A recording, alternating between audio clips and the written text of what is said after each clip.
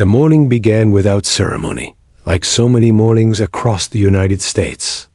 At Dallas-Fort Worth International Airport, thousands of passengers streamed through security lines, juggling boarding passes and carry-on bags, each hurrying toward their gates with a private sense of urgency. For some, it was the beginning of a long-awaited vacation. For others, it was another tedious day in the endless cycle of business travel. Among the countless travelers was a woman named Carolyn Mercer. She was 37 years old, dressed simply in jeans, a gray sweater, and sneakers, the sort of outfit that blended in among weary passengers. A leather tote hung from her shoulder, filled with the usual travel clutter, a laptop, headphones, a water bottle, and an unfinished paperback novel. She wasn't rushing like the others. Carolyn walked with an air of calm patience, the kind of composure that came from experience. Flying was no longer an adventure to her, just a necessity. Carolyn was headed to Denver for a work conference. As a consultant for a logistics firm, she was accustomed to flights, hotels, and endless presentations. Her job required precision and problem-solving, but it rarely provided excitement. She had long ago accepted that her life would be lived mostly in spreadsheets, meeting rooms, and anonymous hotel lobbies. The journey from Dallas to Denver was one she had taken several times before. Nothing about this morning suggested it would be any different. At Gate C-27, families clustered together, parents keeping their children occupied with snacks and cartoons on tablets. A group of college students laughed loudly as they compared playlists. Two men in suits, clearly business partners, debated a contract in low, urgent tones. The atmosphere was familiar, the sort of scene repeated in airports across the country. A collection of strangers bound together by nothing more than coincidence and a flight number. Caroline took her place in line when boarding began, scanning her pass and stepping onto the jet bridge.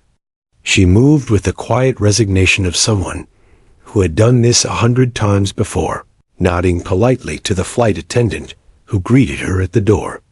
Inside, the cabin buzzed with the chatter of passengers settling in. Overhead bins slammed shut, seatbelts clicked, and the scent of brewed coffee drifted from the galley.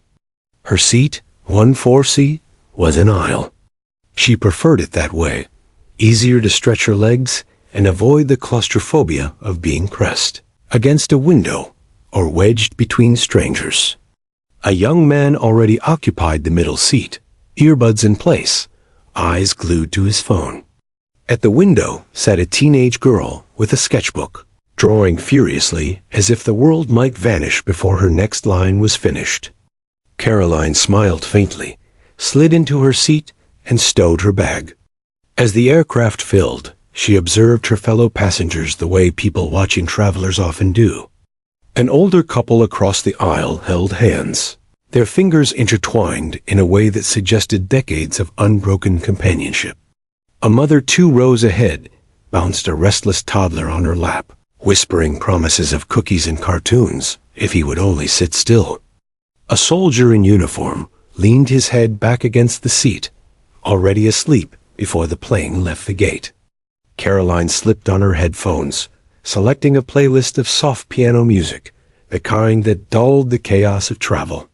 Her eyes drifted shut as the captain's voice came over the intercom, confident and practiced. Ladies and gentlemen, welcome aboard Flight 228 to Denver. Our flight time will be approximately 2 hours and 12 minutes, cruising at an altitude of 30,000 feet. Weather along the route looks calm, with just a bit of wind near the Rockies. Sit back, relax, and enjoy the flight. The plane pushed back from the gate, engines roaring with steady power. Caroline opened her eyes, staring at the runway lights flashing past as the aircraft accelerated. The force of takeoff pressed her gently into her seat, and within moments, the city lights below shrank into a patchwork of glittering patterns. The aircraft banked westward, climbing into the pale morning sky. Inside the cabin, the mood shifted. The initial tension of boarding gave way to relaxation. Laptops opened, books appeared, and conversations resumed. Flight attendants began their routine, rolling carts down the aisle with practiced efficiency.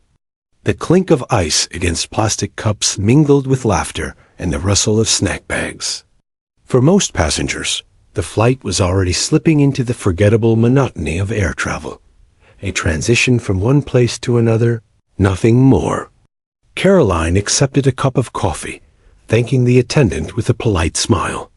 She set her laptop on the tray table, half-heartedly reviewing slides for her upcoming presentation. The words blurred as she scrolled, her mind wandering elsewhere.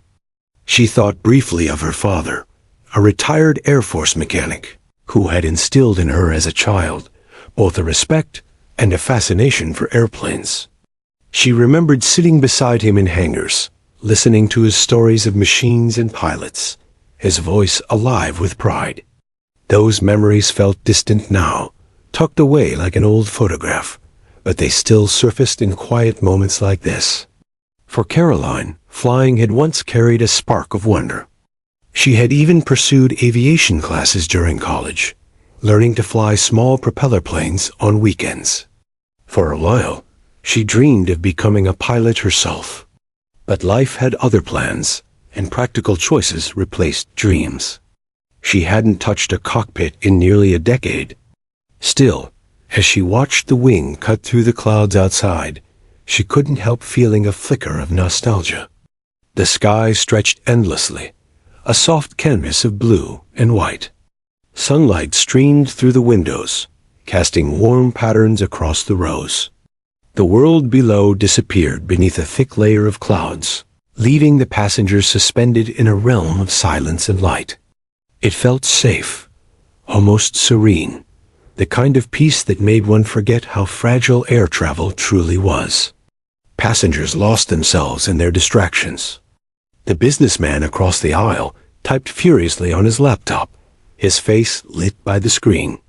The teenage girl beside Carolyn sketched a mountain landscape with astonishing detail, her pencil scratching softly. A young man in the middle seat dozed off, head tilted awkwardly against his shoulder. Everyone seemed locked in their own bubble, unaware that fate was quietly preparing to shatter the illusion of safety. Caroline took a sip of her coffee, savoring its warmth. She glanced at her watch, noting that they had been airborne for just over 30 minutes. Denver wasn't far now. She imagined the conference center, the endless PowerPoint slides, the forced smiles, and polite conversations. Her mind drifted further, to the weekend after, perhaps a hike in the Rockies, if she found time. Nothing in her thoughts hinted at danger. It was, by every measure, an ordinary beginning. And that was the cruelest trick fate played. Danger never announces itself. It hides in plain sight, waiting for the exact moment when routine has lulled its victims into complacency. As the aircraft droned steadily westward, Caroline leaned back, closing her eyes once more. Around her, life carried on in small, ordinary ways. The baby's laugh, the rustle of newspapers, the distant hum of engines. No one knew that above the calm clouds, their morning flight was already ticking toward chaos. Caroline, like everyone else on board, believed she was just another passenger, just another traveler on a short flight. But soon, her life would collide with history, and the woman who now sat quietly in 14C would become the unlikeliest figure in a story the passengers of Flight 228 would never forget. The aircraft hummed with its usual rhythm, a mechanical heartbeat steady and reassuring. At 30,000 feet, passengers had begun to settle into the rhythm of the flight. A few rows up, the older couple dozed side by side, hands still entwined. The soldier snored softly, his head against the window. The toddler had finally fallen asleep, leaving his mother with a look of exhausted relief. The cabin crew moved with quiet efficiency, collecting empty cups and trash. Everything was routine, a kind of polished normalcy that made flying feel almost boring. It was in that monotony, the illusion of control, that danger slipped unnoticed. Up front, the cockpit had been equally calm. The captain, a veteran pilot named James Holloway, adjusted a dial on the autopilot, glancing at the clear skies ahead. He was 58, with salt and pepper hair and more than 20 years in the airline service. Flying was second nature to him, a craft refined over decades. Beside him sat First Officer Daniel Ruiz, younger, eager, still carrying the mix of confidence and nerves that marked a pilot climbing his way up. They had shared easy conversation, discussing everything from Denver's weather to the latest sports scores. Holloway had even chuckled about his daughter's upcoming wedding, his eyes glowing with the quiet pride of a father. But then, without warning, something shifted.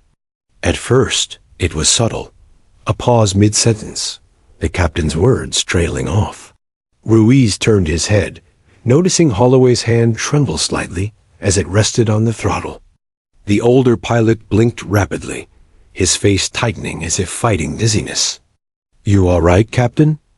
Ruiz asked, his voice laced with sudden concern. There was no answer. Holloway's head slumped forward, his body sagging in the seat. His hand slid limply from the controls, hitting the side console with a dull thud. A sound that didn't belong in the cockpit, the sound of a man's strength evaporating. "Captain?" Ruiz's voice rose, urgency breaking through. He reached over, shaking Holloway's shoulder. No response. The captain's skin had gone pale, his breathing shallow and uneven. For a split second, Ruiz froze. Training told him emergencies were always about systems, alarms, mechanics. He had drilled for engine failures, hydraulic losses, navigation breakdowns. But this, the collapse of the man meant to lead the flight, wasn't a checklist item he had rehearsed. His instincts kicked in. Ruiz grabbed the control yoke, steadying the aircraft. His heart pounded, sweat prickling across his forehead. "Mayday," he whispered to himself before reaching for the radio. His voice trembled, but pushed through. "Mayday, Mayday, this is Flight 228. We have a medical emergency. The captain is unconscious. Request immediate assistance." The call crackled across the frequency, reaching air traffic controllers hundreds of miles away. Back in the cabin, the shift in tone was almost imperceptible at first. A slight dip of the nose, a faint wobble in altitude, nothing dramatic, but enough to ripple unease through a few observant passengers. Caroline noticed the way the teenage girl beside her lifted her head from her sketchbook, frowning at the sudden vibration. Moments later, a flight attendant rushed down the aisle, her face tight with controlled panic. She whispered to a colleague, then disappeared back toward the cockpit. Whispers began to spread like wildfire. "What's happening? Why is she running? Did you feel that bump?" The businessman across from Caroline lowered his laptop, eyes narrowing. A child asked her mother why the plane was shaking funny. Within minutes, the hum of casual chatter turned into a low, nervous buzz. Inside the cockpit, Ruiz struggled to keep his composure. The autopilot held the plane steady, but the real crisis sat motionless beside him. He pressed the intercom button, his voice firm but betraying the tension underneath. "Ladies and gentlemen, this is your first officer speaking. We are experiencing a medical situation involving one of our crew members. Please remain calm and stay seated. Our cabin crew will assist if anyone on board has medical training." The words drifted into the cabin, colliding with passenger imaginations. Medical situation. It was vague, but terrifyingly vague. The kind of phrase that told them nothing, and yet everything. Two flight attendants moved quickly down the aisles, scanning faces. "Is there a doctor on board? Nurse? Any medical professional?" A man in row 9, wearing scrubs under a hoodie, raised his hand hesitantly. He was led toward the cockpit, disappearing behind the reinforced door. Hope flickered briefly, but whispers only grew louder. Caroline pulled out her earbuds, her pulse quickening. Something was deeply wrong. She could feel it. Years of being around airplanes, of listening to her father's quiet warnings about the razor-thin margin between safety and catastrophe, gave her an instinct others lacked. She didn't know yet what was happening, but she knew this flight was no longer routine.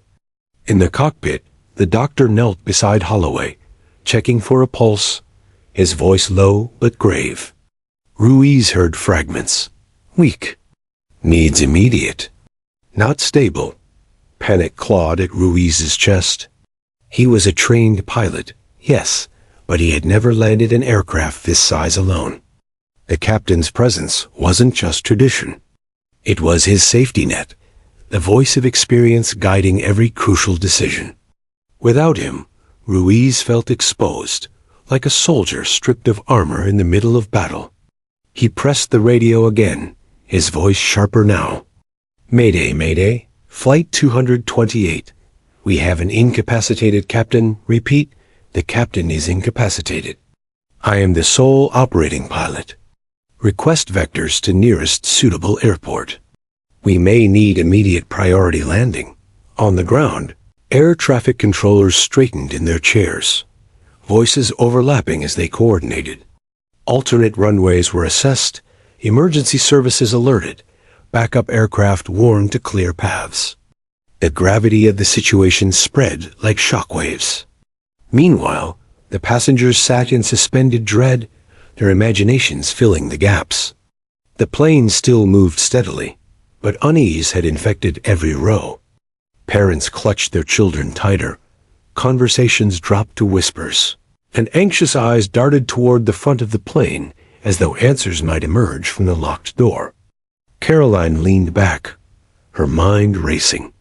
She thought about her old flight lessons, the hours spent gripping a yoke, the thrill of lifting a small Cessna into the sky. She thought about her father's stories, pilots improvising under pressure, relying on instinct when everything else failed.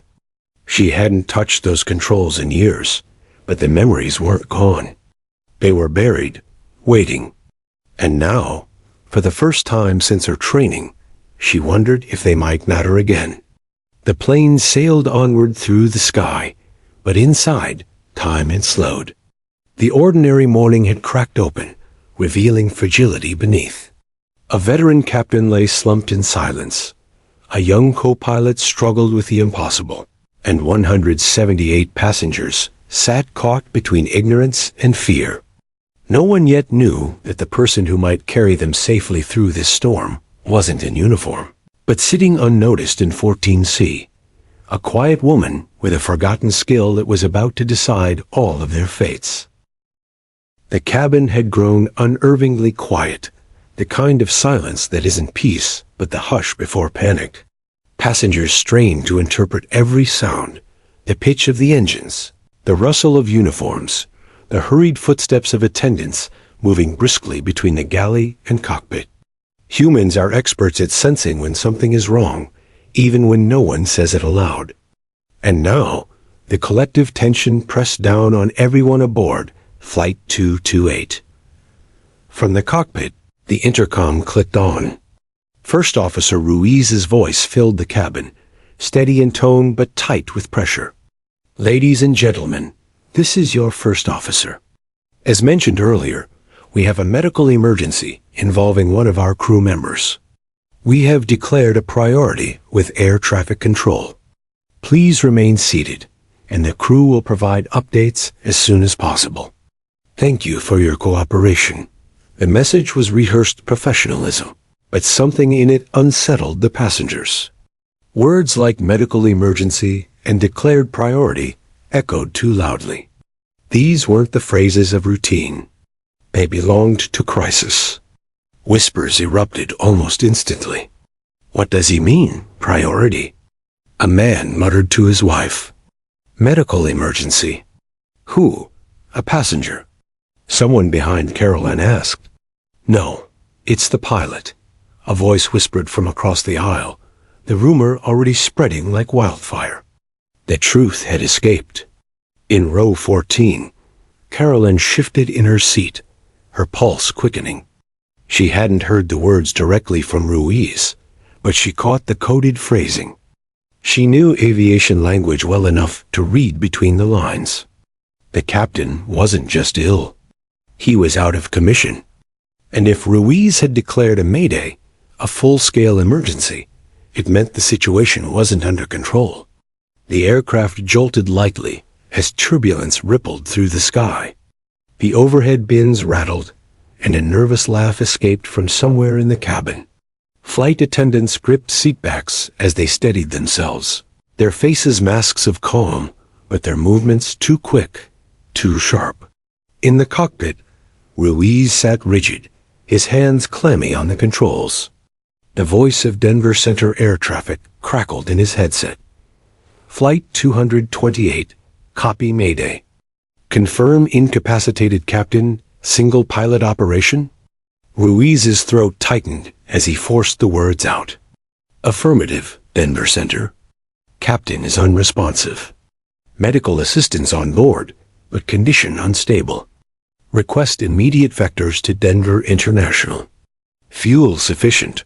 2 souls in cockpit, 178 passengers. There was a pause on the other end, the kind that carries weight. Then the calm, clipped response. Flight 228, roger. You are cleared direct Denver International, runway 34R. Emergency crews will be standing by. Maintain flight level 300. Contact approach when ready. Every syllable reminded Ruiz of the enormity of what was happening. He was the only pilot conscious, responsible for the lives of nearly 200 people. His training had prepared him for emergencies, but never for this exact scenario. A cold knot of fear twisted in his stomach. Back in the cabin, fear manifested differently. The teenage girl beside Carolyn stopped sketching, her pencil frozen mid-line. Why are they whispering so much? She asked no one in particular. The young man in the middle seat tugged out his earbuds, scanning the cabin with wide eyes. Farther back, the mother of the toddler clutched her child tighter, whispering soothing promises she barely believed herself. The soldier, now awake, looked around with suspicion, as though assessing a battlefield. Passengers who had once been strangers now exchanged uneasy glances, their anonymity stripped away by shared vulnerability. Every slight tilt of the plane, every flicker of the overhead lights, felt like a threat. The flight attendants did their best to project control. Please remain calm, everyone, one of them repeated, her voice firm but not unkind. The situation is being handled.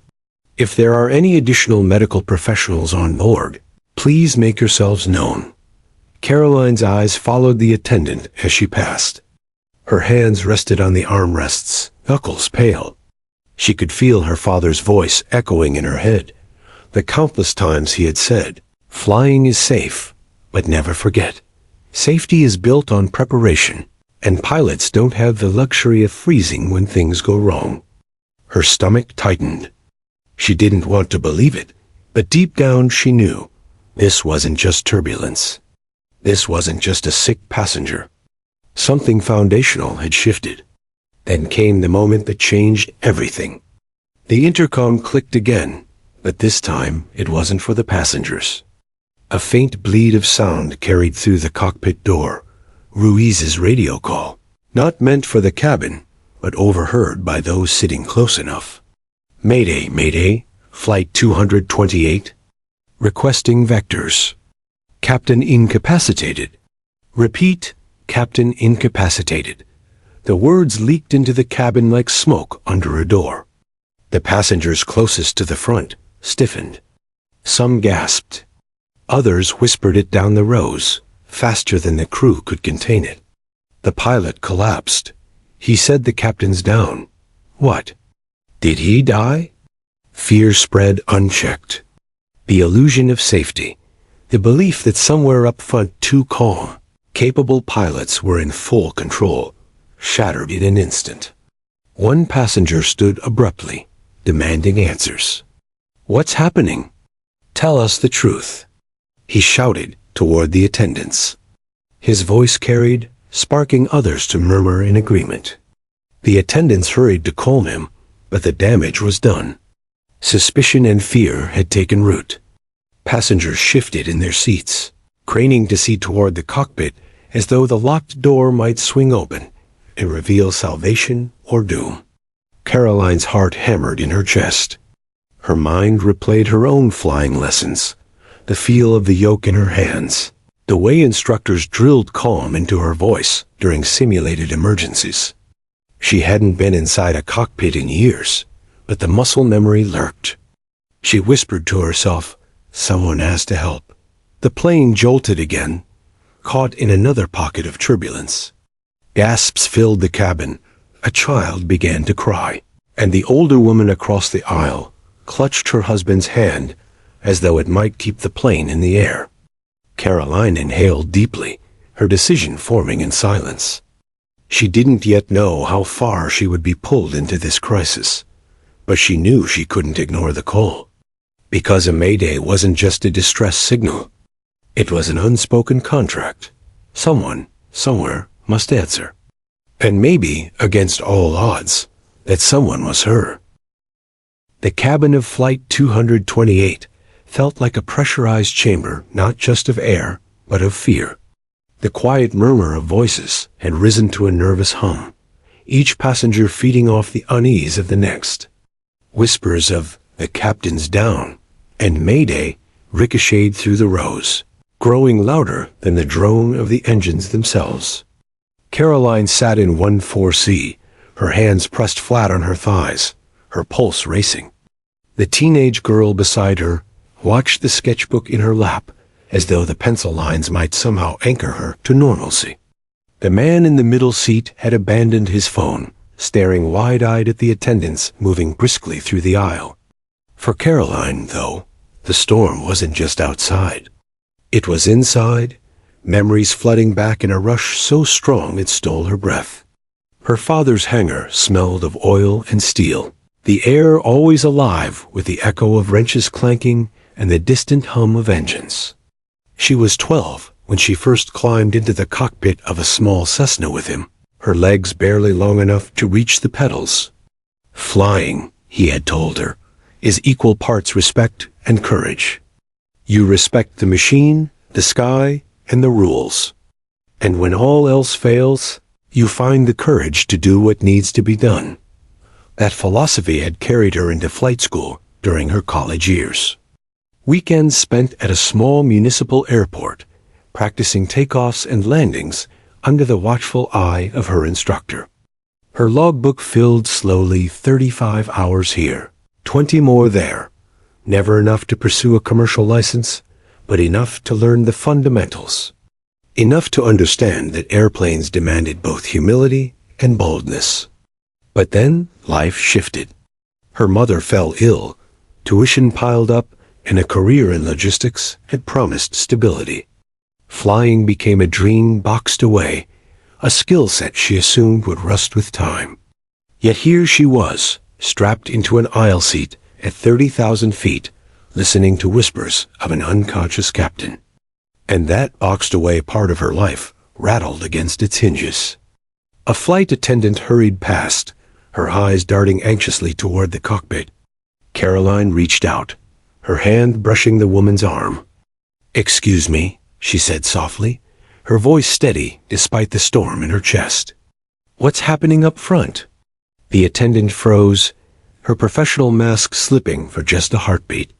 "The captain isn't well," she admitted, voice low. "The first officer has control." "Please remain calm, ma'am." Caroline leaned closer. "I've flown before. Small planes, Cessnas. I had training. If there's anything I can do." The attendant blinked, caught between surprise and disbelief. Her mouth opened as if to dismiss the idea, but the earnestness in Caroline's gaze stopped her. The woman nodded quickly. "Wait here," she whispered before hurrying forward. Caroline sat back, exhaling hard. Her seatmates looked at her, startled. "You can fly?" the teenager asked, her voice barely above a whisper. Caroline managed a thin smile. A long time ago, she admitted. But not a jet like this. The young man gawked at her. Still, more than the rest of us. The truth of that weighed heavily on her. She had knowledge, yes, but was it enough? The cockpit of a 737 wasn't the two-seat trainer she had once wrestled through crosswinds. This was an aircraft carrying nearly 200 souls. A mistake here didn't mean a bumpy landing. It meant catastrophe. She closed her eyes, summoning her father's voice. Respect and courage, Caroline. Machines break. Pilots get sick. You never wait for someone else to fix it. You do what needs doing. The flight attendant returned minutes later, leaning down toward Caroline. The first officer is overwhelmed. He doesn't want passengers in the cockpit, but... Her voice faltered. He also said if anyone has real aviation experience, to come forward.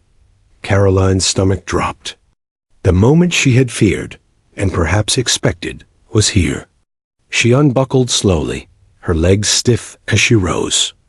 The teenage girl's eyes widened. The young man's mouth parted in disbelief. Passengers around them turned, watching her stand as though she had already transformed from traveler to savior. Walking the aisle, Caroline felt the weight of dozens of eyes pressing on her. Whispers trailed her steps. She's going up there. She says she's a pilot. Thank God. Her heart pounded, her palms damp, but she forced herself forward. Every step was a battle between fear and resolve. She wasn't walking into certainty. She was walking into responsibility. At the cockpit door, the lead attendant waited, knocking gently before unlocking it with a code. The heavy door swung inward, revealing a scene that made Caroline's breath catch. Captain Holloway slumped motionless, his skin pale, oxygen mask now strapped to his face by the doctor from row 9. The man's expression was grim, his hands trembling as he monitored vitals. Beside him, First Officer Ruiz gripped the yoke with white knuckles, his eyes darting between instruments, radios, and the horizon ahead. His jaw was set, but sweat gleamed on his forehead. He looked young, too young to bear the weight suddenly thrust upon him. When he saw Caroline, Ruiz frowned sharply. "Who is this?" The attendant answered quickly. "She's flown before. Not commercial, small planes." She offered to help. Ruiz's eyes flickered with skepticism, then desperation. "Flown before?" he demanded. Caroline met his gaze. "Cessna's Pipers. I've logged over 100 hours. I know the basics. I know radio, navigation, flight dynamics. I'm not a commercial pilot, but I won't freeze under pressure." Silence stretched for a beat, filled only by the hiss of oxygen and the drone of the engines. Ruiz's jaw tightened.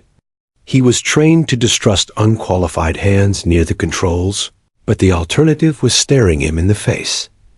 One exhausted pilot alone, a cockpit half-manned.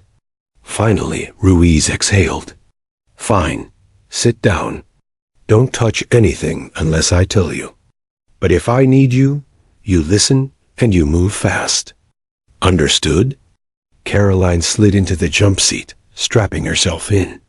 Her hands trembled, but she forced them still. The cockpit smelled of stress and sweat, the air thick with urgency. Ruiz turned back to the controls, muttering into the radio. "Denver Center, be advised. I may have assistance from a passenger with prior aviation experience. She is not type-rated. I repeat, not type-rated. But I am not alone anymore." In that moment, Caroline wasn't a consultant, wasn't just a passenger. She was once again a pilot, rusty, uncertain, but awake. And as the plane surged onward towards storm clouds gathering on the horizon, she knew one truth. The fate of Flight 228 had shifted. The cockpit of Flight 228 had transformed from a place of precision into a crucible of pressure. The dim glow of the instrument panels lit First Officer Ruiz's face, casting harsh shadows beneath his eyes. He was a man shouldering the weight of nearly 200 souls, his hands rigid on the controls, his mind racing with calculations and fears he dared not voice. Behind him, Carolyn steadied herself in the jump seat, every muscle tense.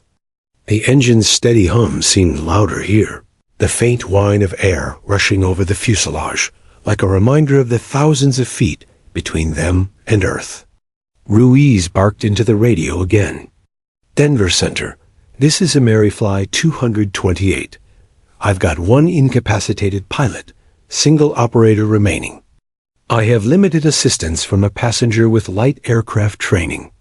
The controller's voice came back, calm but urgent. "Copy, 228. We're vectoring you toward Denver International.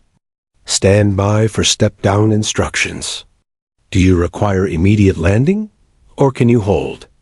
Ruiz's eyes darted to Carolyn, then back to the artificial horizon. "We can hold, but not indefinitely. Weather ahead is deteriorating. I need vectors clear of heavy storm cells." Caroline leaned forward slightly, her hands clasped to stop their trembling. "You're fighting alone," she said, her voice steady despite her nerves. "Let me help." Ruiz shot her a sharp glance. "Help how?" "You're not type-rated for this aircraft. One wrong switch and we're a fireball." Caroline held his gaze. "I know that. I also know how to read instruments, follow headings, manage radios, and keep a steady hand. You don't have to do this alone." For a moment, the only sound was the crackle of the radio and the drone of engines. Ruiz's chest rose and fell, his grip on the yoke loosening slightly as fatigue etched deeper lines into his expression. Finally, he exhaled. "Fine," he muttered. "Put your hands on the controls. Just rest them there. Don't move yet. Get a feel for it." Carolyn reached forward, her palms pressing against the cool leather of the yoke. It felt heavier than she remembered from the Cessnas, not just in weight, but in consequence. A single degree of movement here shifted tons of metal and hundreds of lives. "Light touch," Ruiz instructed, his voice clipped but focused. "Don't fight it. The aircraft wants to fly straight." "Let it," Carolyn nodded, her fingers trembling at first, then settling into a steadier hold. The yoke vibrated faintly, alive with the pulse of the jet slicing through air. She inhaled deeply, a strange calm beginning to seep in beneath the fear. "This is AmeriFly 228, Ruiz continued into the radio. "I now have dual input with passenger assistance. Advise tower and medical." Carolyn caught the faintest crackle of disbelief on the other end. The idea of a civilian passenger sitting at the controls of a 737 was unheard of, a scenario pulled from improbable headlines rather than real life. But this was no headline. This was happening. The flight attendant reappeared at the door, her face pale. "Passengers are restless. Word is spreading. Some are panicking." Caroline turned, her voice firm. "Tell them someone is helping the co-pilot. Tell them the aircraft is stable. People need reassurance, not rumors." The attendant nodded quickly, vanishing again down the aisle. Ruiz glanced sideways at her. "You talk like you've done this before." Caroline allowed a thin smile. "Crisis management, logistics. Different field, same principle. Keep calm, give clear direction." The plane jolted suddenly, a pocket of turbulence knocking it sideways. Caroline's heart leapt, her hands gripping the yoke tighter instinctively. "Easy," Ruiz snapped. "Don't overcorrect. Feel it. Let the aircraft ride it out." Carolyn forced herself to relax, loosening her grip, letting the jet settle back into its natural line. The storm loomed ahead, flashes of lightning illuminating the edges of towering clouds. "Denver Center, AmeriFly 228, requesting deviation 20 degrees south, to avoid cell buildup, Ruiz radioed. Approved, 228. Maintain current altitude. Expect descent in 10 minutes. Ruiz adjusted the heading, guiding Caroline's hand lightly. Your turn. Small input. Roll us left.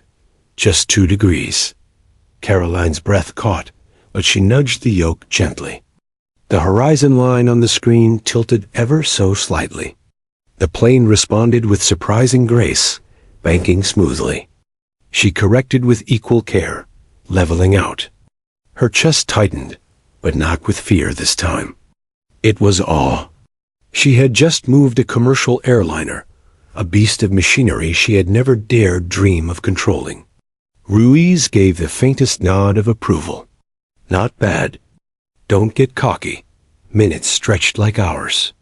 The storm edge shimmered outside the windshield, the occasional crack of lightning reminding them of how fragile their path was. The cockpit was a world of focus. Checklists, headings, instrument scans. Ruiz's commands were sharp, his fatigue showing, but with Caroline's steadying presence, the crushing solitude lifted from his shoulders.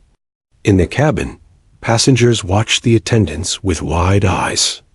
Parents held children closer, whispered prayers floated through the air, and strangers clasped hands as though human connection could anchor them against fate. Back in the cockpit, Caroline whispered almost to herself.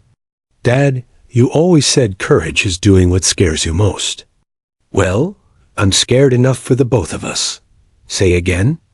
Ruiz asked, half distracted. Nothing, Caroline said quickly, her eyes on the instruments. What's next? Next? Ruiz exhaled, his lips tightening. We prepare to land this thing. And if you thought holding the yoke was pressure, wait until we're lined up with the runway. Caroline swallowed hard, her knuckles whitening as she steadied her grip.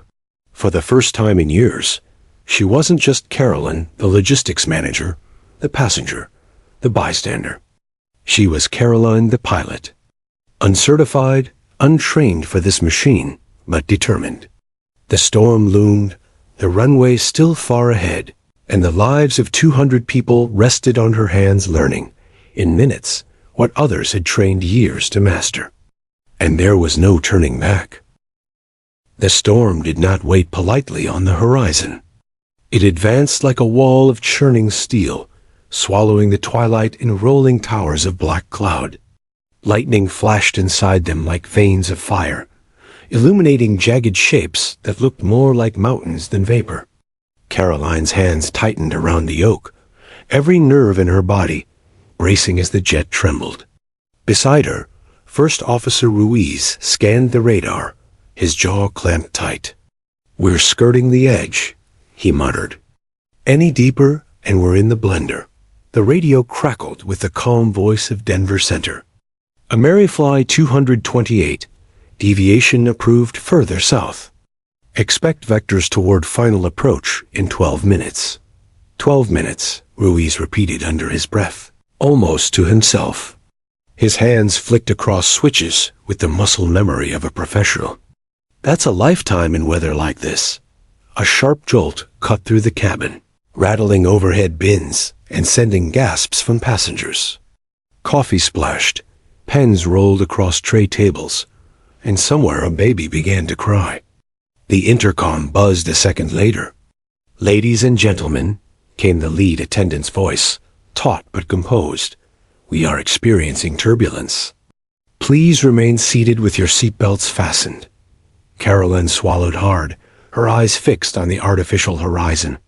The aircraft pitched slightly, its nose bobbing. She gripped tighter. She's pulling. Ease it, Ruiz said quickly. Don't fight too hard. Gentle corrections. Think of it like guiding a horse, not wrestling it. She exhaled, loosening her grip, letting the jet settle. But the storm had no intention of easing. Another downdraft slammed them, dropping the plane what felt like hundreds of feet in a single heartbeat. The cabin erupted in cries, overhead compartments rattling violently. Caroline's stomach lurched as her body fought the sensation of falling. Her teeth clenched, but her hands stayed on the controls. Ruiz barked, nose up. Compensate, not too much, just steady her. Caroline pulled gently, her arms straining as the yoke resisted. The engines roared in response, the artificial horizon slowly leveling. Good, Ruiz said, his voice sharp but encouraging. That's it. That's flying. Another flash of lightning split the sky, so close it painted the cockpit in a blinding white. Caroline blinked hard, blinking spots from her vision. The storm wasn't just turbulence. It was chaos embodied, winds shifting, pressure dropping, visibility gone. Her father's voice came back to her, as if carried by the storm itself. Respect the sky, Caroline. It owes you nothing. She whispered it aloud without realizing. Ruiz shot her a glance, but didn't question. The radio came alive again. Amerifly 228, confirmed fuel status and souls on board. Fuel stable, Ruiz answered, sweat trickling down his temple. 189 souls on board. We're holding but in severe chop. A burst of static. Then, copy, 228. Your clear priority for Denver approach. Stand by. Caroline glanced at Ruiz. Souls on board, she repeated softly, as though the phrase carried physical weight. That's what we say, Ruiz replied, his eyes locked forward. Not passengers, souls. Because up here, that's what it feels like we carry. The cabin shook again, this time with a violent roll that sent Caroline's shoulder slamming into the seat. The yoke twisted hard under her grip. Ruiz grabbed it with her, the two of them fighting the plane back level. Alarms blared suddenly, shrill and merciless. A stall warning. Caroline's heart jumped into her throat. Don't panic. Ruiz barked, his hand moving to throttle controls. We've got speed, just a downdraft. Nose down a touch, let her breathe. Caroline eased forward carefully, the yoke trembling like a live wire in her hands. The stall warning silenced, the engine steadied, and the aircraft leveled again.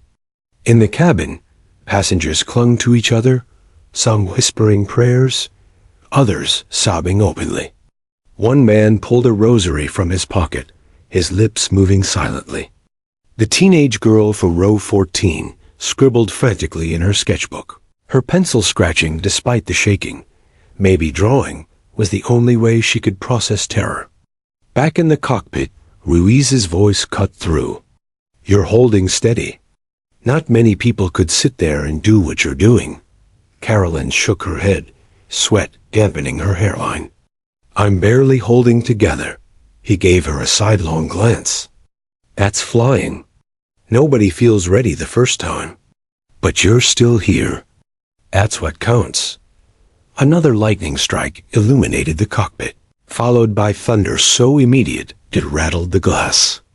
Caroline flinched, instinctively ducking, though she knew the fuselage could withstand it. Focus, Ruiz said sharply.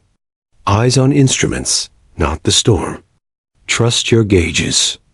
They'll tell you the truth when your senses lie. Caroline forced her gaze back to the artificial horizon, the altimeter, the compass. Her pulse pounded, but the numbers steadied her. Altitude holding. Speed stable. Heading locked. The storm clawed at them, but inside the cockpit, order fought back. Minutes dragged. Each second stretched under the strain of turbulence, each gust a test of endurance. Caroline's muscles ached, her palms sore from gripping the yoke, but she refused to let go. Finally, Denver Center's voice crackled through again. Amerifly 228. Expect descent in 5 minutes. You are cleared priority approach, runway 35 left. Ruiz exhaled hard, nodding. Copy, Center. 228 cleared 35 left. He glanced at Caroline. 5 minutes. That's all we've got to survive before we start down. Caroline nodded, her jaw tight. She thought of the faces behind her, The teenage artist, the mother cradling her baby, the elderly couple whispering prayers. Each of them was a soul waiting for her hands not to fail. She leaned into the yoke, whispering again, this time not to her father, but to the storm itself. Not tonight. You're not taking us tonight. The jet shook again, but she held it. This time she didn't flinch. And for the first time since the captain had collapsed, Caroline felt not just fear, but resolve. The storm had not relented, but it had shifted. Instead of towering walls of cloud, the turbulence now came in sharp punches, the kind that rattled bones and made every rivet in the fuselage groan. In the cockpit of Flight 228, Caroline and Ruiz sat like statues of focus, their hands joined on the yoke, their eyes darting between gauges and the black void outside the windshield. Denver Center's voice crackled through the static. Amerifly 228, you are cleared to descend to flight level 180. Expect vectors to final approach runway 35 left. Winds gusting at 22 knots from the north. Caroline's heart leapt. Descent. They were finally coming down. The endless battle at 30,000 feet was giving way to the next ordeal, bringing the steel bird safely back to earth. Ruiz's voice was steady, though fatigue laced every syllable. Roger, Center. Descend to 180. Vectors 35 left. He turned to Caroline. Your hands are already on the controls. Stay with me?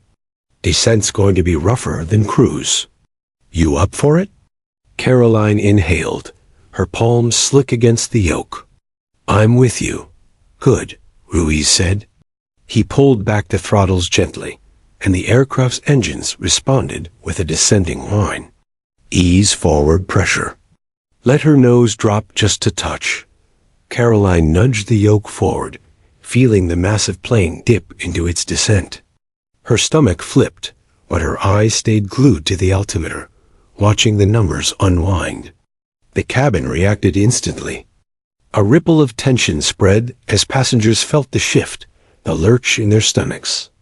Gasps mingled with the crying of a child, and murmurs of "we're going down" spread like wildfire. Flight attendants hurried down the aisle, reassuring in calm voices, though their own eyes betrayed the truth. This landing would test everything. Back in the cockpit, the descent grew bumpy. The storm had stacked layers of turbulence into their path, and every 100 feet down felt like being struck by an unseen fist. The jet bucked and shuddered, its frame creaking as lightning illuminated the wings. Caroline's arms ached, her shoulders burning as she gripped the yoke. Ruiz guided her with sharp commands. Ease left rudder, just a touch. Counter that crosswind. Keep your eyes on the horizon indicator, not the clouds. Her jaw tightened. She wanted to glance out the window, to orient herself in the storm, but she forced her focus inward. Instruments told the truth. The storm told only lies. Denver Center, Amerifly 228, descending through 230, Ruiz reported. His voice was clipped, but calm. Request continuous vectors direct to final. Amerifly 228, Roger. Maintain heading 210. Expect intercept localizer in 4 minutes. Ruiz nodded, then turned to Caroline. Okay, we're almost in the funnel now. You're about to feel the wind shear, gusts from the north. It'll shove us around like a toy. Don't overreact. Small, steady inputs. Trust the plane. Caroline licked her lips, her mouth dry. Small, steady inputs, she echoed, more to herself than to him. The altimeter wound down. 20,000 feet, 19, 18. Each number brought them closer to salvation, but also closer to the earth that would not forgive mistakes. Suddenly, the plane jolted violently to the right, slamming Caroline against her harness. An alarm blared in the cockpit, a wind shear warning. Ruiz swore under his breath. Here it comes. Fight it. Carolyn wrestled the yoke, her muscles straining as the jet banked hard. Her instincts screamed to overcorrect, to yank it back, but Ruiz's earlier words echoed, "Don't fight too hard. Guide it, don't wrestle it." She eased pressure instead of yanking, nudging the jet back on course. The warning silenced. Ruiz gave her the faintest nod of approval. "Not bad," he said. "You're learning faster than I expected." Lightning strobed outside, painting the world in bursts of white. Below, through a gap in the clouds, Caroline caught her first glimpse of lights, the faint golden glow of Denver far beneath them. It was fleeting, gone in seconds, but it was enough to stir hope in her chest. In the cabin, passengers clung to one another, eyes wide as they felt every violent roll. The teenage girl in row 14 no longer sketched. She was gripping her notebook like a lifeline, her pencil snapped in half. A businessman murmured into his phone, recording what might have been a final message to his family. Mothers held their children so tightly, it was hard to tell where one ended and the other began. The intercom buzzed, Ruiz's voice steady despite the chaos. "Ladies and gentlemen, this is the first officer.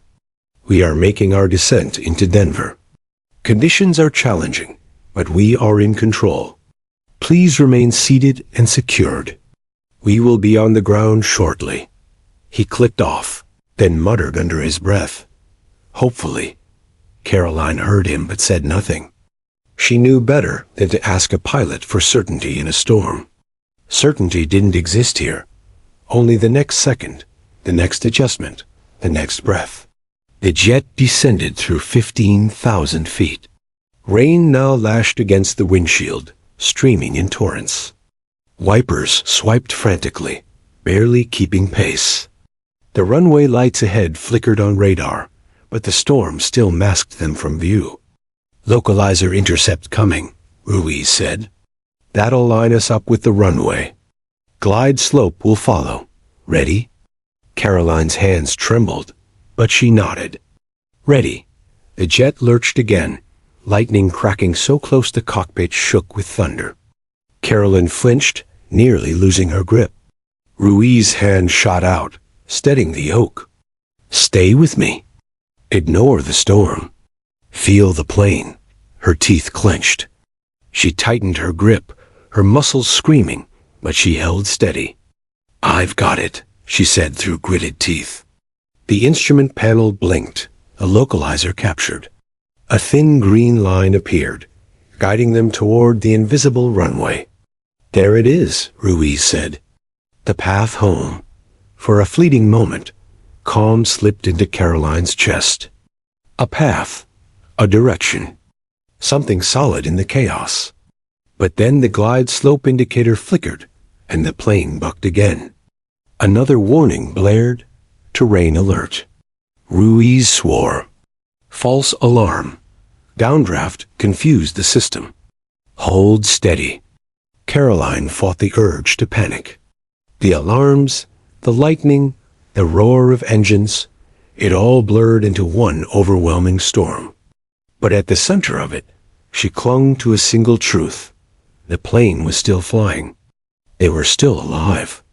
Denver Center, a Maryfly 228 established on localizer. Descending through 1000, Ruiz reported, his voice almost drowned by static. 228 Roger. Cleared ILS approach 35 left. Wind steady at 22 knots. Good luck, 228. Caroline exhaled sharply, a bitter laugh escaping her lips. "Good luck," she repeated. "That's not exactly comforting." Ruiz cracked a weary smile. "Luck's just another word for skill under pressure. And right now, we've got both." The jet continued down, 10,000 feet, 9, 8. Through the windshield, the blackness began to break. Tiny pinpricks of light emerged, the city sprawling below, and faintly, the glowing line of a runway cutting through the dark. Caroline's chest tightened, her eyes burning. It was real. Salvation wasn't just an idea anymore. It was there, waiting, if only they could reach it. But the storm wasn't done with them yet. The crosswind howled, slamming the jet sideways. The nose swung left, alarms shrieked again, and the entire fuselage shuddered. Passengers screamed in unison, their voices rising above the engines. Caroline's knuckles went white on the yoke. Ruiz shouted, "Right rudder! Hold her, keep her lined up." She obeyed, her legs straining against the pedals, the muscles in her calves screaming. Slowly, agonizingly, the nose swung back toward the invisible runway. Ruiz's voice cut through, sharp but steady. "That's it. That's flying. Against all odds, you're flying." And for the first time, Caroline believed him. The runway lights stretched beneath Flight 228, like a thin ribbon of hope through the darkness. Outside, the storm still raged, rain hammering the fuselage, winds gusting unpredictably, but inside the cockpit, a fragile calm had taken hold. Caroline's hands gripped the yoke with a strength she hadn't known she possessed, her eyes fixed on the instruments and the glowing line ahead. "Approach speed's good. Altitude steady," Ruiz said, his voice taut but measured. "Glide slope captured. We're on the correct path.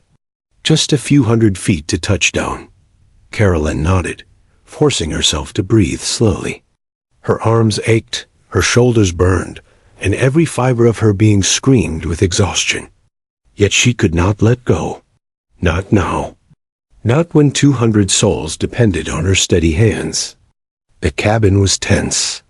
Passengers had been told the plane was descending for landing, and though some clutched prayer beads and hugged their children, others whispered encouragement to strangers. Eyes tracked the tiny windows, trying to see the city below, searching for a visual anchor in the chaos. Ruiz adjusted the throttle slightly, guiding the jet closer to the runway threshold.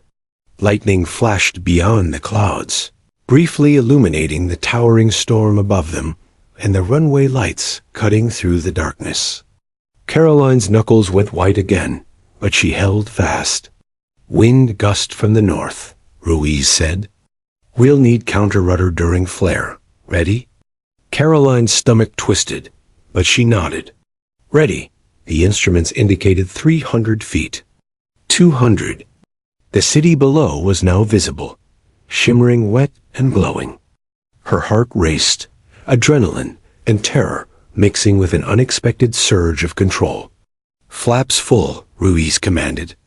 Caroline pushed the flap lever as instructed, hearing the familiar mechanical whine. The aircraft responded, descending more smoothly now. The plane pitched and swayed under the wind's assault. Another gust slammed them hard. Caroline fought instinctively, nudging the yoke, following Ruiz's commands, correcting ever so slightly with her feet on the rudder pedals. The nose swung right, then left, then right again. Sweat dripped down her temples, but she refused to look away. 60 feet, Ruiz said. "Hold her steady. Flare on my mark." Caroline's chest tightened. The runway seemed impossibly far, yet impossibly near all at once. She focused on the yoke, the pedals, the instruments, her mind a laser of concentration. "Flare," Ruiz commanded. Caroline eased back gently, raising the nose slightly as instructed. The landing gear kissed the wet tarmac. Tires screeched, skidding briefly, and the jet shuddered under the uneven surface. The cabin shook violently as the plane touched down, but the engines and brakes absorbed the impact. Caroline's hands trembled with exhaustion, yet she maintained the delicate hold, guiding the jet along the runway centerline. "Reverse thrust," Ruiz instructed. Caroline pulled the lever, feeling the massive resistance of the engines fighting the storm, slowing them steadily. Rain sprayed sideways from the wings, blurring the world outside. "Brake gently, steady," Ruiz said. Caroline applied pressure carefully, the plane responding with a rhythmic deceleration. Minutes felt like hours. Finally, The plane slowed to a crawl, then came to a full, shuddering stop. The runway lights streaked past them, and Caroline exhaled, a long, shivering breath that carried weeks of tension and terror. Ruiz leaned back, his forehead resting against the console for a brief moment.